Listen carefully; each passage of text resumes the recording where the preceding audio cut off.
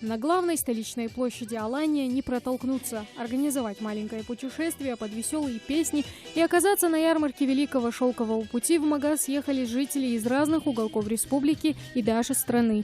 Ингушетию и являюсь одним из организаторов тура на праздник Мархаш в Ингушетии, Халяль-тур. Вот, а сегодня я здесь со своей группой, мы едем в Армхи. Картины, шелки, товары из него, фарфоровая посуда, изделия из серебра и ковры. Словом, здесь все, что некогда перевозилось по шелковому пути. Гостей вовлекают в игры, уличные танцы и песни, а также приглашают в мастерские ремесленников. Магомед Шейхов – мастер-лудильщик из Дагестана. Подсвечники, кувшины, колокольчики – это не весь перечень того, что мастерит народный умелец. Я занимаюсь этой работой, можно сказать, с 80-х годов. Меня дядька научил. В нашем селении почти все занимают в то время. Но сейчас, можно сказать, мало осталось мастеров. Но из меди, из латуни мы делаем вот такие вещи. Уманик, удавы, такие там подсвечники, что вы видите на столе. Школьные колокольчики, вот, пожалуйста. И всякие хозяйственные утвари для женщин. Ну, не знаю, как получается, но людям нравится.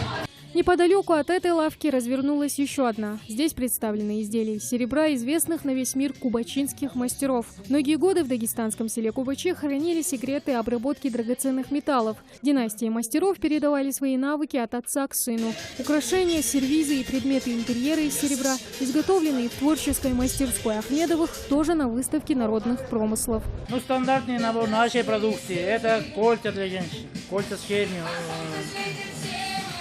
серьги, водки чайные, кувшины, посуда, браслеты, рюмки, наборы, ну и разные посуда тоже.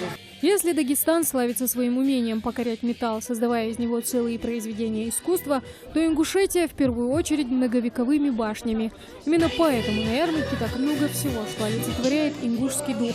Картины, ковры и статуэтки с башнями. Да, ну а есть продукции от Дома народного творчества города Назрань.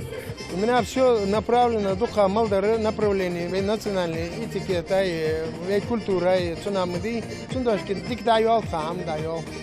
Развлечения на ярмарке найдутся для каждого. Гости могут покататься на паровозике или в настоящем фаэтоне, пострелять из луков, забраться на башню или посмотреть на главный атрибут шелкового пути – верблюдов. А вот Магомед Картоев решил отвлечься от атмосферы шумного восточного рынка и примерить образ ингушского воина.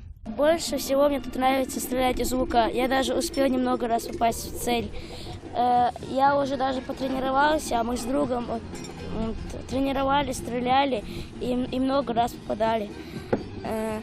И мы где-то через час или полчаса пойдем домой, потом обратно сюда вернемся, еще постреляем из лука. А вот почему тебе нравится стрелять из лука? Не знаю. Я просто впервые стреляю. Все вот картины, которые вручную рисуют девушки, все изделия, которые вот это шелковый путь, он же исторически всем известен. Это хорошо, что такие традиции поддерживает и мэр Магаса, мэрия вся. Очень все прекрасно и настроение. Вот, может, вы захотели что-то приобрести? Обязательно. Сейчас еще походим немножко, посмотрим. Обязательно что-то купим на память и домой всем родным. Подобного рода ярмарки, где мастера могут представить результат своего труда, в столице республики организуют часто. Однако такого рода фестиваль проходит впервые. К слову, место для проведения ярмарки тоже выбрано не случайно. Здесь постарались воссоздать настоящую атмосферу восточного базара. Это тоже определенное удобство для наших жителей, когда люди могут приходить сюда и покупать необходимый для себя товар. Также и продавцы могут реализовать свой товар здесь. Но ярмарка имеет историческое название «Путешествие по шелковому пути».